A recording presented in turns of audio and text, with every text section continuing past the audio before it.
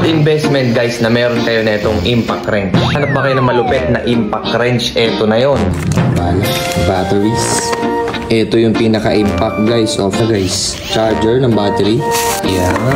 Guys, pwede kayong pumili kung gusto nyo dalawang battery or isa. Pili lang kayo kung anong gusto nyo. At kung ano yung kailangan nyo. So, kung mahilig kayo magkalkal, the best na dalawa. Kasi para salitan sila. Slide mo lang yan dyan.